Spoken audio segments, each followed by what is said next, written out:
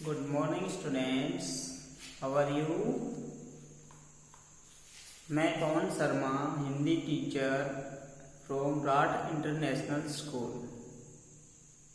तो बच्चों, आज का हमारा टॉपिक है जो देखकर भी नहीं देखते। जो देखकर भी नहीं देखते अर्थात जिन लोगों की आंखें हैं वो लोग अपने सामने की चीजों को भी नहीं देखते, मतलब उन्हें महसूस नहीं करते। तो ये चैप्टर जो है ये हेलेन केलर के बारे में लिखा गया। हेलेन केलर जो है वो अमेरिका की एक सुप्रसिद्ध लेखिका रही हैं और उन्होंने अपने जीवन से संबंधित जो तथ्य हैं उनके बारे में बताया है कि वो बहुत छोटी उम्र में किसी शारीरिक बीमारी के कारण उसने अपनी आंखें खो दी थी और उसे सुनना बोलना सब बंद हो गया था। और ऐसी परिस्थितियां होने पर भी उसने प्रकृति को, नेचर को इतने सुंदर ढंग से समझा है जैसे कोई आंखों वाला व्यक्ति या सुनने वाला व्यक्ति भी उसका अनुभव नहीं कर सकता। ऐसा अनुभव उसने गूंगा, बहरा और अंधा होने पर किया है। तो उस अपने जीवन के बारे में इस चैप्टर के माध्यम से हेलेन केलर ने लिखा है। अपनी आत्मकथा इस चैप्टर के माध्यम से उन्होंने बताई है और लोगों के दृष्टिकोण के बारे में बताया है कि जिन लोगों को वास्तव में देखने के लिए आंखें मिली हैं वो लोग देखकर भी चीजों को नहीं पहचानते हैं, उनका अनुभव नहीं करते हैं। और एक हेलेन केलर है जिसने चीजों को कभी देखा नहीं और टच करने मात्र से, छूने मात्र से ही उसने प्रकृति का इतना आनंद लिया है, इतना स्पर्श से इतना महसूस किया है कि वो उसे देख करके बहुत खुश है। और फिर उसने कहा है कि जिन लोगों को आंखें मिली हैं, जो देखने वाले हैं, वो देखकर भी चीजों को नहीं देखते हैं। देखकर भी नहीं देखने का मतलब क्या है कि उनकी आंखों के सामने चीजें हैं और फिर भी वो उनका आनंद नहीं ले पाते हैं, उन्हें महसूस नहीं कर पाते हैं। तो हेलेन केलर एक ऐसा नाम है। हेलेन केलर के बारे में थोड़ा सा जानते हैं कि हेलेन केलर एक ऐसा नाम है जो घोर अंधकार के बीच भी रोशनी देता रहा है। ये अमेरिका की एक सुप्रसिद्ध लेखिका रही हैं जिनका जन्म हुआ था 1880 में और उनकी मृत्यु हो गई थी 1968 में, अमेरिका में हुई थी। कल्पना करो कि जो न सुन सकता हो और न देख सकता हो फिर भी वह लिखना, पढ़ना और बोलना सीख ले, भरपूर आशा आकांक्षा के साथ जीवन जीने लगे और उसके योगदान दुनिया के लिए यादगार बन जाएं, ऐसी थी हेलेन केलर। हेलेन केलर जब वे 1.5 वर्ष की थी, बचपन की किसी गंभीर बीमारी की वजह से उनकी देखने और सुनने की शक्ति जो थी वो नष्ट हो गई थी। लेकिन उन्होंने हार नहीं मानी। कॉलेज के दिनों में भी प्रकाशित जारी उन्होंने अपनी आत्मकथा लिखी थी, स्टोरी ऑफ लाइफ, जिसमें वो लिखती हैं कि मुझे तो ये याद ही नहीं है कि ऐसा कैसे हुआ कि उसके जीवन में जो विपत्ति आई थी वो कब आई, कैसे आई, उसे तो ये याद ही नहीं है। ऐसा लगता है कि कभी रात खत्म क्यों नहीं होती और सुबह क्यों नहीं आती। मेरे साथ तो एक ऐसा इंसिडेंट हुआ था, ऐसी घटना हुई थी कि मैं अचानक से मुझे दिखना बंद हो गया था और उस दिन से मुझे तो ऐसा लगा कि ये रात खत्म क्यों नहीं होती है, अर्थात रात उसको आंखों से दिखाई नहीं देता तो उसे प्रकाश महसूस नहीं होता। तो वो कहती है कि मेरे तो जीवन में अंधेरा ही अंधेरा, मुझे तो ये लगता ही नहीं कि रात कब खत्म होती है और कब प्रकाश होता है। रात कभी खत्म क्यों नहीं होती और सुबह क्यों नहीं आती। दुनिया की सभी भाषाओं में इस किताब के अनुवाद हुए हैं। उन्होंने अपनी आत्मकथा में ये लिखा था और इस स्टोरी का अनुवाद दुनिया की सभी भाषाओं में हुआ है। सभी लोगों ने हेलेन केलर की स्टोरी को पढ़ा है। इसके अलावा भी उनकी 10 पुस्तकें और सैकड़ों लेख प्रकाशित हुए हैं। इस रचना के अलावा भी उन्होंने 10 पुस्तकें लिखी और सैकड़ों लेख लिखे हैं। उन्होंने दुनिया भर में घूम घूम कर अपने लोगों के अधिकारों और विश्व जाति के लिए काम किया है। अपने लोगों के अधिकारों मतलब जो दिव्यांग लोग हैं, जो अपाहिज लोग हैं, कोई ब्लाइंड है, कोई मतलब मूक बधिर है, उन लोगों के बारे में उन लोगों को उन्होंने जागरूक करवाया है और उनके लिए गवर्नमेंट से, लोगों से उन्होंने जो राइट मांगे, अधिकार मांगे हैं कि उन्हें विशेष प्रकार के अधिकार प्राप्त होने चाहिए। तो इन अधिकारों के लिए उसने विश्व का भ्रमण किया है।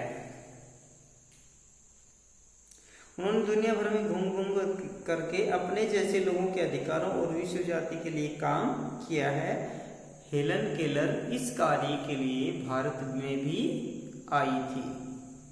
तो ये था हेलन केलर का परिचय कि वो कौन थी, कहाँ से बिलोंग करती थी, उसकी क्या विषमताएं थी, क्या विसंगतियां थी।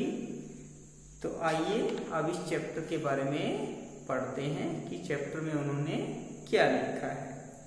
जो देखकर भी नहीं देखते। कभी कभी मैं अपने मित्रों की परीक्षा लेती हूँ यह परखने के लिए कि वह क्या देखते हैं।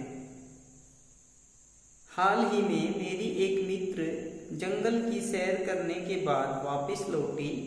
मैंने उससे पूछा, आपने क्या क्या देखा? तो मित्र ने जवाब दिया, कुछ खास तो नहीं। मुझे बहुत अचरज नहीं हुआ क्योंकि अब इस तरह के उत्तरों की आदी हो चुकी थी। अब वो कहते हैं कि उसने जब ऐसा जवाब दिया तो मुझे कुछ बुरा नहीं लगा, मैंने कुछ मतलब रिएक्ट नहीं किया, क्योंकि अक्सर मैं जिन लोगों से पूछती थी सबका यही जवाब होता था कि कुछ खास नहीं, बस ऐसे ही। तो फिर मुझे उसका ये कहना बुरा नहीं लगा। मेरा विश्वास है कि जिन लोगों की आंखें होती हैं वे बहुत कम देखते हैं। वो कहती है कि मेरा विश्वास है कि जिन लोगों की वास्तव में आंखें होती हैं वो चीज़ों को बहुत कम देखते हैं। क्या यह संभव है कि भला कोई जंगल में घंटा भर घूमे और फिर भी कोई विशेष चीज नहीं देखे? मुझे जिसे कुछ भी दिखाई नहीं देता को भी सैकड़ों चीजें मिल जाती हैं। और वो कहती है कि मेरे जैसी ब्लाइंड औरत जिसे कुछ दिखाई नहीं देता, कुछ सुन नहीं सकती, और फिर वो अपने अंधे और बहरेपन के कारण भी जब वो जंगल में जाती है तो उसे बहुत सारी अचरज आश्चर्यचकित करने वाली या मन को अच्छी लगने वाली बहुत सारी चीजें मिल जाती हैं। तो फिर इन आंखों वाले लोगों को क्यों नहीं मिलती हैं? इसका मतलब ये आंखें होने पर भी प्रकृति के सौंदर्य को नहीं देख पाते हैं, जिन्हें मैं छूकर पहचान लेती हूँ। मैं भोजपत्र के पेड़ की चिकनी छाल और चीड़ की खुरदरी छाल को स्पर्श से पहचान लेती हूँ। अब वो कहती है कि देखो, मैं अंधी औरत होने पर भी प्रकृति की चीजों को पहचान लेती हूँ कि मैं चिकने भोजपत्र क्या होता है भाई, एक वृक्ष का नाम है ये भोजपत्र, जिसकी जो छाल होती है वो कैसी होती है, चिकनी होती है। और एक दूसरा किसका है, चीड़ का वृक्ष है जिसकी छाल कैसी होती है, खुरदरी होती है। ये आपके पहाड़ी क्षेत्र में ज्यादा मिलते हैं, असम, उत्तराखंड, हिमाचल, इधर ज्यादा मिलते हैं। तो वो कहते हैं कि जब मैं उनकी छाल को स्पर्श करके, उनको टच करके ही जब मैं ऐसा महसूस कर लेती हूँ, उन चीजों को पहचान लेती हूँ, तो फिर इन लोगों ने क्यों नहीं देखा जिनकी आंखें हैं? मुझे फूलों की पंखुड़ियों की मलमली सतह छूने और उनकी घुमावदार बनावट महसूस करने में अपार आनंद मिलता है। इस दौरान मुझे प्रकृति के जादू का कुछ एहसास होता है। कहते कि जब मैं फूलों को छूती हूँ और वो फूल मुझे कोमल कोमल, सॉफ्ट सॉफ्ट, मुलायम मुलायम लगते हैं, तो मुझे बड़ा आनंद आता है। तो फिर इन आंखों वाले लोगों को क्यों नहीं आता है?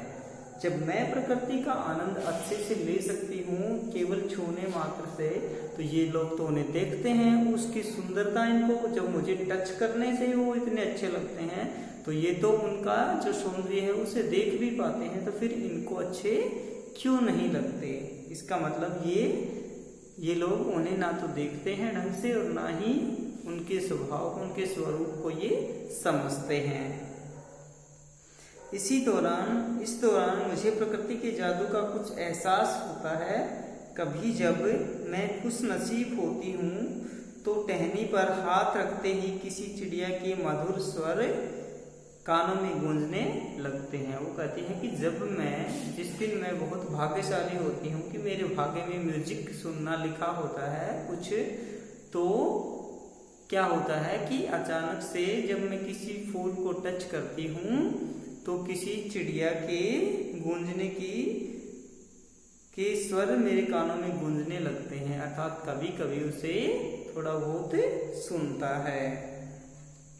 अपनी उंगलियों के बीच झरने के पानी को बहते हुए महसूस कर मैं आनंदित हो जाती हूँ। वो कहती है कि जो मुझे दिखाई तो नहीं देता, लेकिन मैं जब कहीं घूमने जाती हूँ और जो झरने बहते रहते हैं और मैं अपनी उंगलियों से जब उन्हें टच करके देखती हूँ और उंगलियों के बीच से जब पानी की धारा निकलती है तो मुझे बहुत आनंदित कर देती हैं, वो मुझे बहुत प्रसन्नचित्त कर देती हैं। मुझे चीड़ की फैली पत्तियां या घास का मैदान किसी महंगे कालीन से अधिक प्रिय है। वो कहते हैं कि जब मैं जंगल में जाती हूँ तो चीड़ की जो पत्तियां होती हैं और घास के मैदान वो मुझे ऐसे लगते हैं जैसे किसी मखमल के गलीचे पे हम लेटे हों। तो वहाँ का जो दृश्य है, वहाँ का जो आनंद है, वो लेखिका को किसी अच्छे कालीन से भी ज्यादा अच्छा लगता है। बदलते हुए मौसम का समा मेरे जीवन में एक नया रंग और खुशियां भर जाता है। समा क्या होता है भाई? माहौल। बदलते हुए मौसम का जो माहौल होता है वो मेरे जीवन में नया रंग और खुशियां भर जाता है कि जब मौसम परिवर्तित होता है तो उस समय लेखिका को बहुत अच्छा महसूस होता है। कभी कभी मेरा दिल इन सब चीजों को देखने के लिए मचल उठता है। अगर मुझे इन चीजों को सिर्फ छूने भर से ही इतनी खुशी मिलती है तो उनकी सुंदरता देखकर तो मेरा मन मुग्ध ही हो जाएगा। मुग्ध मतलब बहुत अधिक प्रसन्न होना। परंतु जिन लोगों की आंखें हैं वे सचमुच बहुत कम देखते हैं। लेखिका कहती है कि मुझे, जब मैं ब्लाइंड हूँ, अंधी हूँ, और मुझे छूने मात्र से जब इतने आनंद की अनुभूति होती है तो मैं इन चीजों को इनको जब छूती हूँ तो मेरा मन इन्हें देखने का बहुत करता है और मैं इन्हें देख करके तो बहुत ज्यादा प्रसन्न हो जाऊंगी। तो फिर जो देखने वाले लोग हैं, जिनकी आंखें हैं, इनको छूने से, इनको देखने से आनंद क्यों नहीं आता है? परंतु जिन लोगों की आंखें हैं वे सचमुच बहुत कम देखते हैं। इस दुनिया के अलग अलग सुंदर रंग उनकी संवेदना को नहीं छूते। क्या इस दुनिया के, लेखिका कहती है कि जब जो लोग देखते हैं तो उन लोगों को क्या ये रंग बिरंगे फूल और ये माहौल अच्छा नहीं लगता? मनुष्य अपनी क्षमताओं की कभी कदर नहीं करता कि मनुष्य की जो फीलिंग्स होती हैं, जो क्षमताएं होती हैं, जो योग्यताएं होती हैं, वो उनकी कभी कदर नहीं करता कि तुम्हें जो चीजें मिली हैं तुम उन चीजों को यूज करो, उनका आनंद लो, उनसे प्रकृति का आनंद लो, जीवन का आनंद लो। लेकिन लोग कभी अपनी प्रकृति, ईश्वर के द्वारा दी गई चीजों का कभी महत्व ही नहीं समझते हैं। वह हमेशा उस चीज की आस लगाए रहते हैं जो उसके पास नहीं है। लेखिका कहती है कि जिन लोगों को भगवान ने, प्रकृति ने जो चीजें दी हैं वो उनसे संतुष्ट नहीं है, बल्कि वो उन चीजों की आस लगाए बैठे हैं जो उनके पास नहीं है और उनको प्राप्त करने की होड़ में लगे हुए हैं। जो प्राप्त हो रखा है उन चीजों से उन्हें आनंद लेना नहीं आता, जबकि वास्तविक आनंद किसमें है? जो चीजें हमें प्राप्त हैं हम उन चीजों को यूज करें, उनसे प्रकृति का आनंद लें, उन चीजों का आनंद लें। जैसे आज फॉर एग्जाम्पल हमारे पास कुछ भी है, जितना पैसा है, धन दौलत है, हमारा शरीर है, हम उसका आनंद लें, हम खुशी के माहौल में खुशी को सेलिब्रेट करें। लेकिन हम लोग क्या करते हैं कि अपने पास जो चीजें हैं हम उससे संतुष्ट नहीं हैं, हम दूसरे की चीज को छीनने की कोशिश करते हैं। कोई आदमी खुश है, बहुत ज्यादा खुश है, तो हमें उससे जेलसी हो जाती है कि वो इतना खुश क्यों है, तो हम दूसरे की चीजों से जेलसी महसूस करते हैं। जो हमारे पास है हम उससे आनंद नहीं उठाते। तो लेखिका कहती है कि लोगों के पास जो चीजें हैं वो उनसे आनंद ना लेकर के और दूसरी चीजों को प्राप्त करने की होड़ में लगे रहते हैं, जिससे उनके जीवन का जो वास्तविक आनंद है वो भी छिन जाता है। ये कितने दुख की बात है कि दृष्टि के आशीर्वाद को लोग एक साधारण सी चीज समझते हैं कि ईश्वर ने जो हमें दिया है दृष्टि का आशीर्वाद, जो देखने की शक्ति दी है, उसे लोग बहुत साधारण समझते हैं। जबकि इस नियामत से जिंदगी को खुशियों के इंद्रधनुषी रंगों से हरा भरा जा सकता है। लेकिन लेखिका कहती है कि इस नियामत से, नियामत मतलब ईश्वर की देन से, कि प्रकृति ईश्वर की इस देन से जो दृष्टि हमें दी है, जो देखने की शक्ति हमें दी है, इस ईश्वर की देन से हमें अपने जीवन में बहुत सारे रंग भर सकते हैं। अर्थात हम चीजों को देख करके, उन्हें महसूस करके अपने जीवन को बहुत अधिक आनंदित कर सकते हैं। तो लेखिका का कहने का भाव क्या है कि हमें प्रकृति की चीजों को देखना चाहिए, उन्हें नजदीक से जाकर के समझना चाहिए और हमें प्रकृति का आनंद लेना चाहिए। और जो चीजें हमें ईश्वर ने बख्शी हैं, गॉड ने हमें गिफ्ट दी हैं उन चीजों का हमें भरपूर आनंद लेना चाहिए।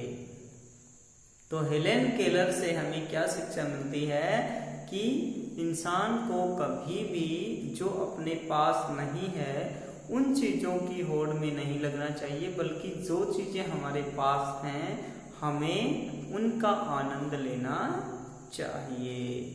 तो ये था आज का आपका चैप्टर, जो देखकर भी नहीं देखते। तो आइए इस पाठ के शब्दार्थ कर लेते हैं और क्वेश्चन आंसर आपको सेंड कर देंगे। तो इसमें कुछ कठिन शब्द आए हैं, जैसे परखना,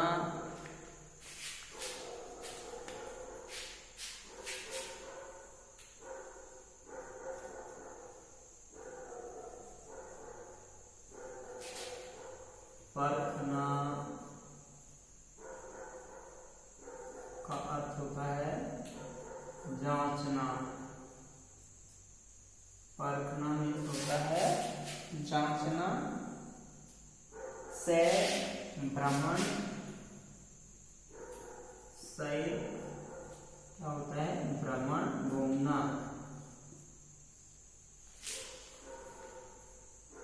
अचरज आश्चर्य, अचरज का अर्थ होता है आश्चर्य।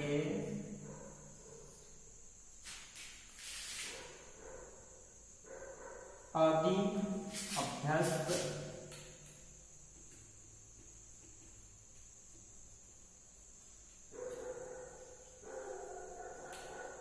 अभ्यस्त मतलब किसी चीज का आदि होना, आदत गिर जाना, किसी चीज की आदत हो जाना, उसे क्या कहते हैं अभ्यस्त, या बार बार किसी चीज को करना, वो होता है आदि। इसके बाद है आपका रोचक,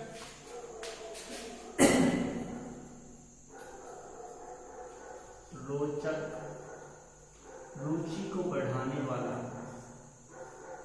रुचि बढ़ाने वाला। रोचक होता है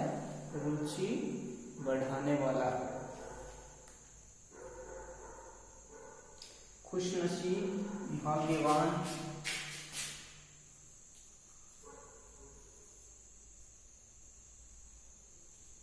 खुश नसीब होता है, भाग्यवान, खुशनसीब, भाग्यवान, समा, वातावरण,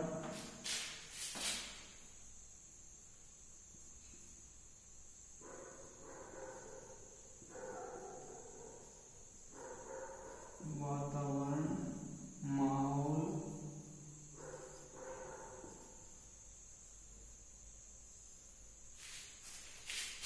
समा होता है वातावरण, माहौल, मुक्त, मोहित, मुक्त का अर्थ होता है मोहित,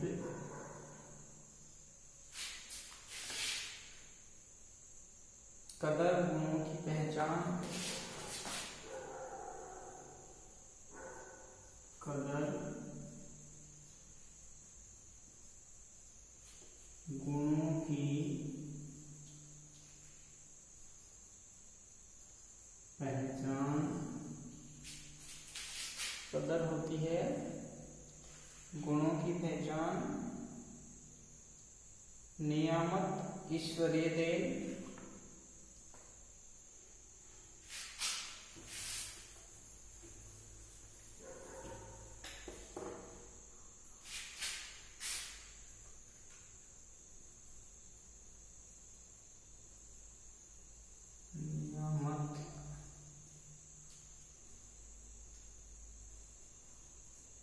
ईश्वरीय देन,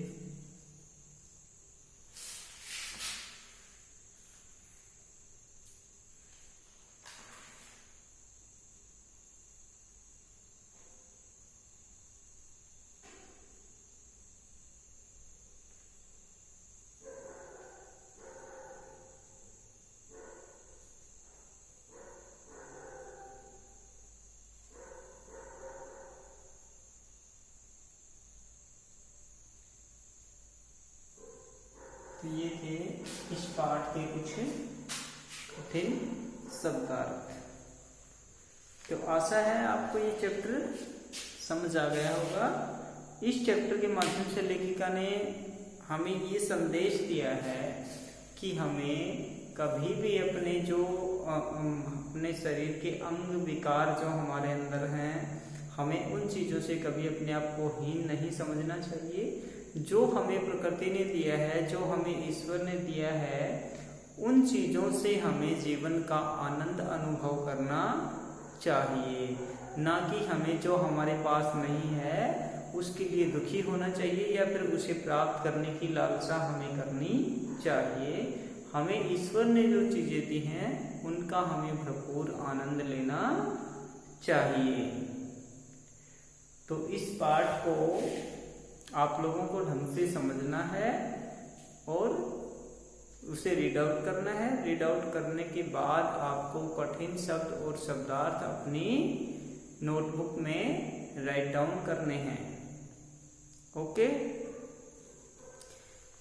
अब इसके कुछ क्वेश्चन हैं जो मैं आपको बता देता हूँ।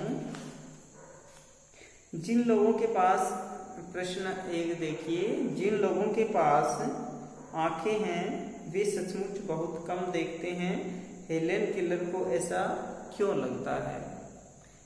हेलेन केलर को ऐसा इसलिए लगता है क्योंकि हेलेन केलर ने बहुत सारे लोगों से पूछा कि तुमने क्या देखा, क्या नहीं देखा, तो उन सब का एक ही जवाब होता है कि कुछ खास नहीं। जबकि हेलेन केलर की आंखें ना होने पर भी उसने प्रकृति का भरपूर आनंद लिया है।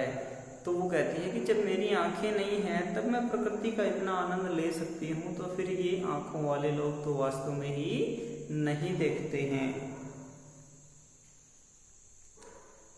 संवेदनहीनता के चलते लोग जब प्राकृतिक वैभव में कुछ भी नवीनता नहीं देख पाते हैं, तो आज आदमी उस वस्तु के पीछे अंधा होकर भाग रहा है जो उसके पास नहीं है।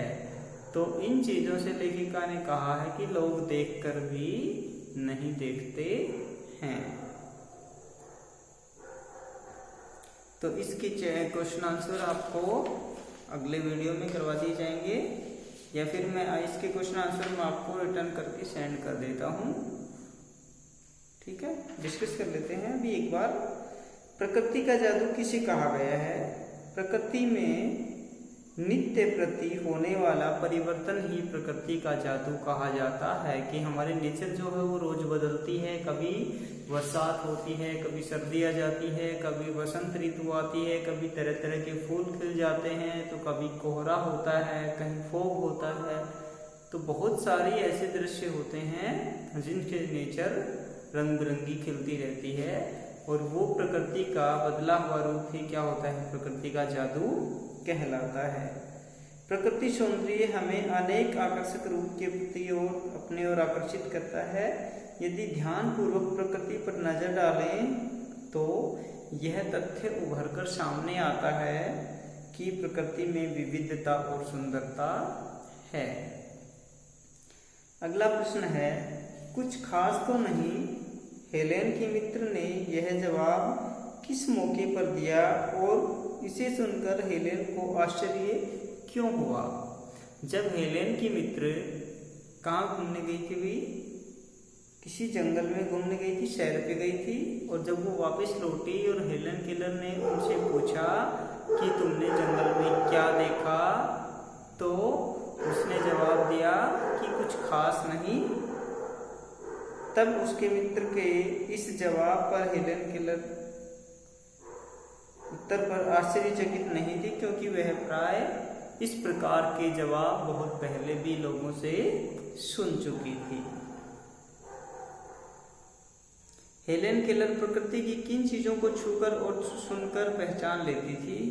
इस पाठ में पढ़कर इसका उत्तर आपको लिखना है कि कौन कौन सी चीजें थी जिनको हेलेन केलर सुन करके या पढ़ कर मतलब छू करके पहचान लेती थी। हेलेन अंधी है, यह प्रकृति को वह अपनी आंखों से देखने में सक्षम नहीं है, परंतु उसकी स्पर्श इंद्रियां क्या होती है भाई? छूकर टच करके पहचानने वाली इंद्रियां। और श्रवण इंद्रियां अत्यंत संवेदनशील हैं, और जो सुनने की शक्ति है उसकी वो बहुत संवेदनशील होना है, किसी कार्य के प्रति सटीक रहना, यानी कि बहुत सीरियस होना। इसी के बल पर वह विभिन्न वस्तुओं को छूकर सुनकर पहचान लेती है, जैसे भोजपत्र के पेड़ की चिकनी छाल और चीड़ की खुरदरी छाल को वह छूकर जान लेती है। वह फूलों की सुगंध के अतिरिक्त उनकी पंखुड़ियों को छूकर पहचान लेती है। चिड़ियों के मधुर स्वरों की उसे पहचान है। अपनी संवेदनशील अंगुलियों के स्पर्श से वह झरने के पानी को पहचान लेती है। अगला प्रश्न है आपका, जबकि इस नियामत से जिंदगी को खुशियों के इंद्रधनुषी रंगों से भरा जा सकता है, तुम्हारी नजर में इसका क्या अर्थ हो सकता है? क्या अर्थ हो सकता है भाई? हमारी नजर में इस कथन से यह आशय है कि देखने की नियामत जिंदगी की बहुत बड़ी देन है। इससे जिंदगी को रंगीन और खुशहाल बनाया जा सकता है। हमें अपनी इस कुदरती नियामत का पूरा लाभ उठाना चाहिए। जो हमारे पास देखने की शक्ति है, ये हमारे जीवन में बहुत अधिक खुशियाँ ला सकती है। बहुत सारी चीज़ों को देख करके हम आनंद की अनुभूति कर सकते हैं। तो हमें प्रकृति की ईश्वर की दी हुई इस वरदान को हमें बहुत ज़्यादा महत्वपूर्ण समझना चाहिए, और इससे हमें अपने जीवन को आनंदित करना चाहिए। तो ये थे इस पाठ के प्रश्नोत्तर। छोटा सा पाठ है, आपका ये चैप्टर क्लियर हो गया है। तो इसके क्वेश्चन आंसर मैं आपको सेंड कर देता हूँ। चैप्टर आपको क्लियर करवा दिया। शब्दार्थ आप वीडियो से देख सकते हो, बोर्ड पे मैंने राइट डाउन कर दिया है। तो इस कंप्लीट चैप्टर को आपको तैयार करना है। Okay, bye, all the best. मिलते हैं नेक्स्ट वीडियो में।